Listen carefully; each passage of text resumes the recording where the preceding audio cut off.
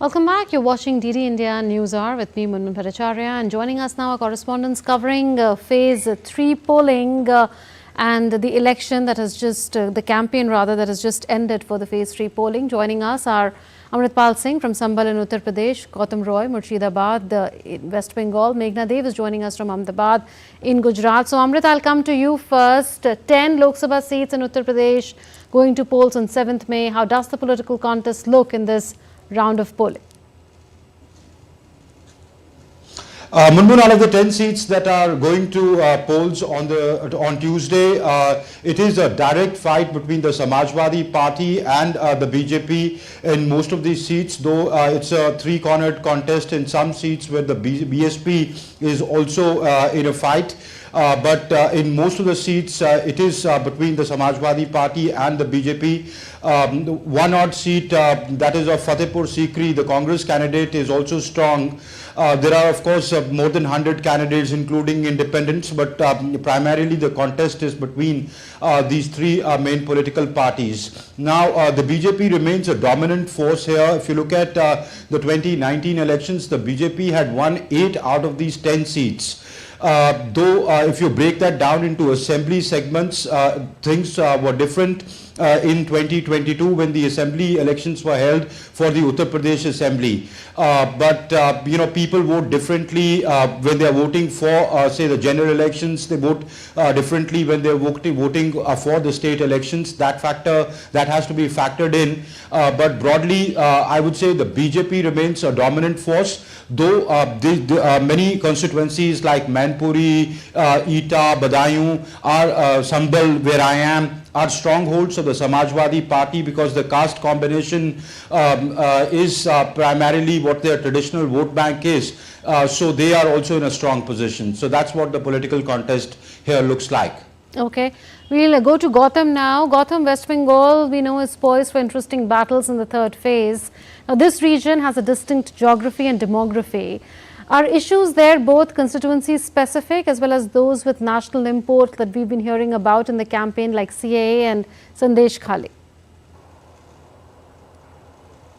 That's a good question, Munmun, because there are multiple factors at play, and there are both national level, state level, and in this particular region itself, because as you mentioned, this geography and demography, it's a region that is traversed by the Ganga River. It also adjoins the Bangladesh border, so those factors influence it. There is, of course, the minority community which dominates a large part of this area. In Murshidabad, where I'm standing, it's said that the Muslim population is over 60%, and that has a bearing on how politics is played out here as well, because you mentioned CAA. That's what the TMC has been saying. It's been raising the bogey of CAA, NRC and Uniform Civil Code to say to people that they should not vote for the BJP, and they should not also vote for the X factor in these elections, which is the combination of the Congress and the left primarily. That's the India Alliance here in West Bengal. That is the third force here. It's a multi-cornered contest, and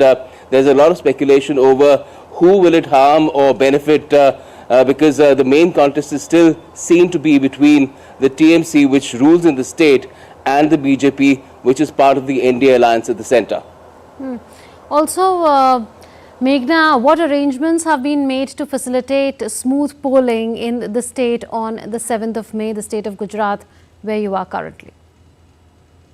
Well, Munmun, obviously, when we understand that it's just a couple of days to go when the people of Gujarat will go to vote in the third phase, all the arrangements have been put in place. We will be definitely showing the visuals of the model polling booths and the Divyang booths, Sakhi booths as well. So there are about 182 model polling booths which have been created in the state. We also have about 182 polling booths which will be specially managed by the Divyangs. We also have over 1,200 Sakhi polling stations which will be completely managed by women.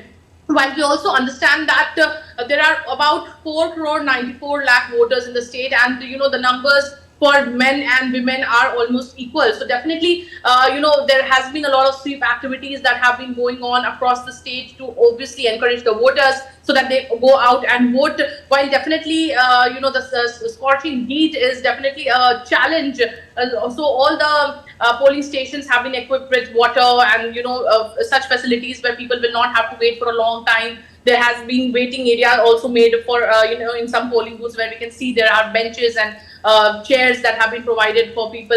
Obviously, tenting has also been done in a few places where a shade can be provided so that people don't have to stand in scorching heat in the summer while the temperatures are already rising. So obviously, the Election Commission, the Gujarat Election Commission, has put things in place for the voters who are going to vote this time around, and also special campaigns to encourage the first-time voters.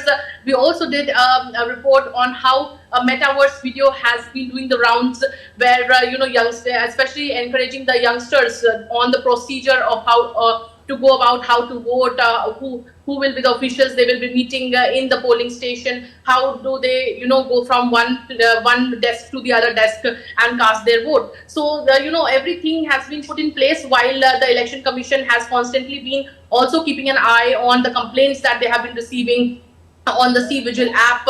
Besides that, also the Gujarat Election Commission will be doing a live telecast, live broadcast of polling from 25,000 polling stations on the polling day.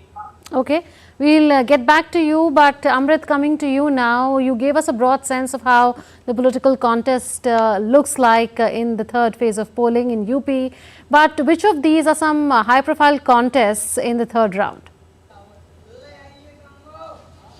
Well, the high profile, if you look at it, Manpuri is a high profile constituency which has been traditionally a stronghold of the Mulayam Singh Yadav clan. Mulayam Singh Yadav has won multiple times from here. In fact, the last time around in 2019, he had won the polls from here. After his demise in 2022, his daughter-in-law Dimple Yadav was fielded from here and she won in the by-polls. She is a candidate again. So that is a high-profile seat, but there are other seats also like Badaयूं or Firozabad where cousins of Akhilesh Yadav are contesting from. In fact, one swipe that Amit Shah of the BJP took at the Mulayam Yadav clan was that don't they find Yadavs outside the Mulayam Singh Yadav's family, because 5 members of their family, Dimple Yadav, Akhilesh Yadav himself from Kannauj, though it's not a part of, it's not going to polls on Tuesday. Then again, Dharmender Yadav from Azamgarh. In these 2 seats, in the 10 seats going to polls on Tuesday, there are cousins of Mulayam Yadav, Shivpal Yadav's son Akshay is contesting from Badaयूं.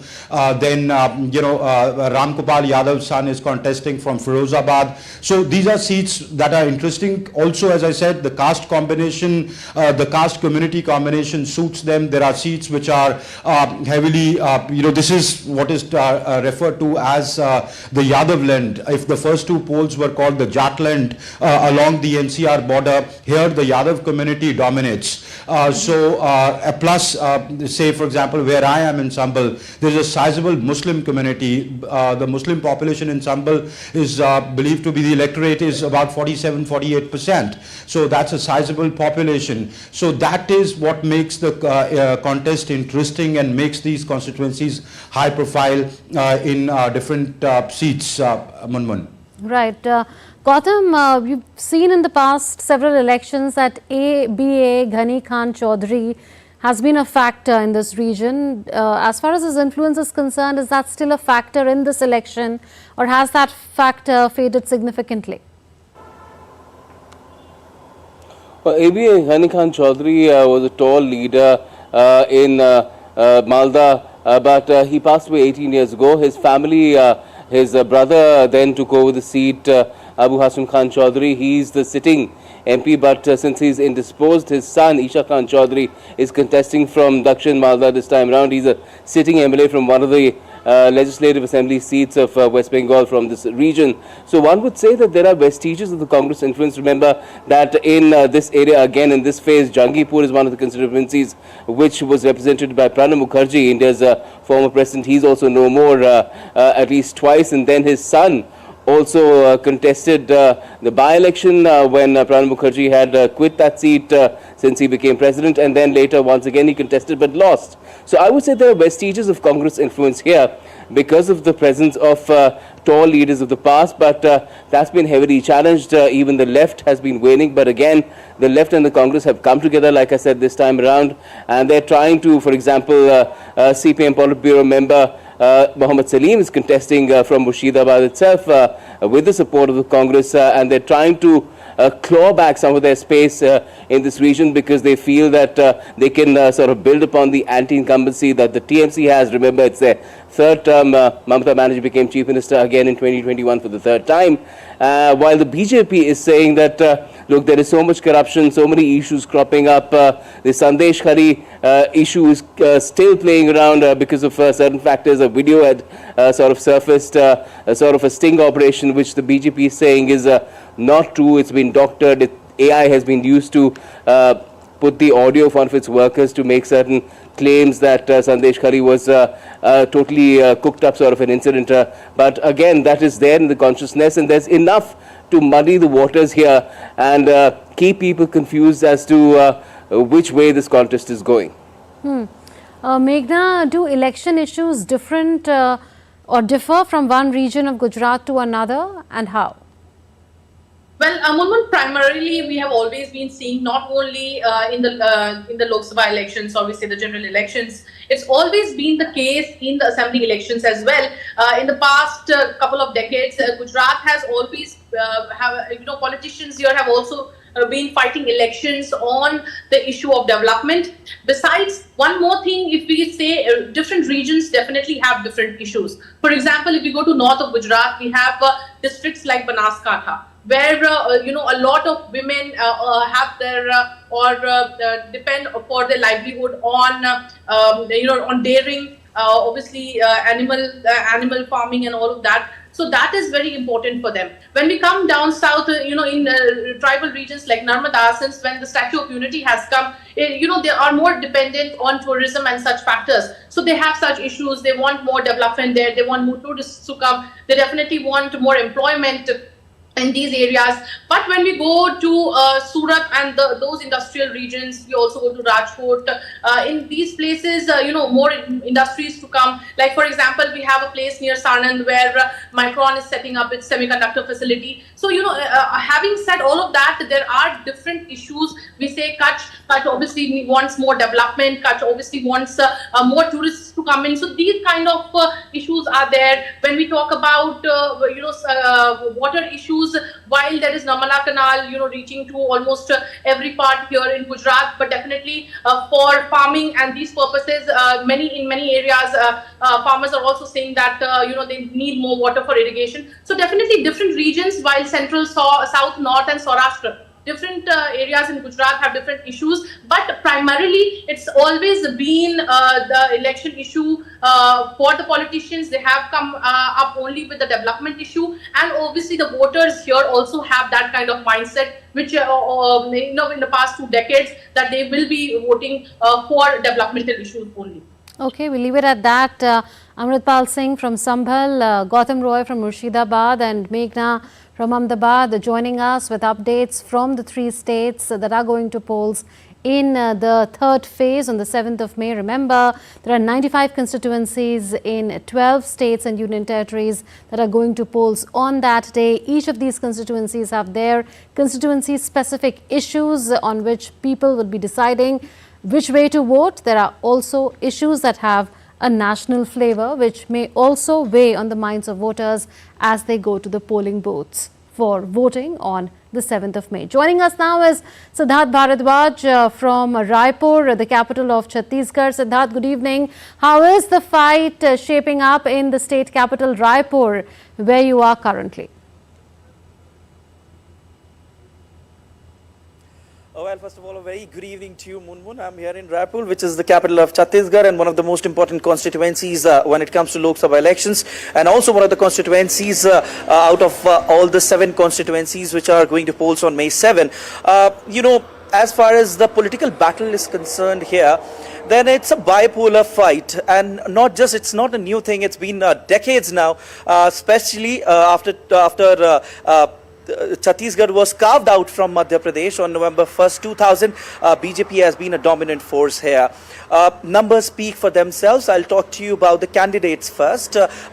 From the BJP side, Brij Mohan Agarwal has been fielded, and from the Congress's side, Vikas Upadhyay has been fielded. Now, I'll take you a little back in the past, Munmun. In 2019, BJP got 9 seats out of 11 seats that are there in the states, and Congress got just 2. In 2014, Congress got just 1 seat and BJP got 10 seats. So that clearly speaks volumes about the fact that BJP is the dominant force here. But you know, the political landscape as far as it is concerned, that BJP is eyeing for a BJP is eyeing for a thumping victory here, and Congress is trying to get some decent numbers. But in the end, it's the voters who will be deciding who will be leading this constituency when they'll go to cast their ballots on May 7th, and the result for the same will be on June 7th, Munmun. Right, we'll catch up with you again in the next couple of days, particularly. So that's all the time that we have for this. Thanks for joining in from Raipur. Well.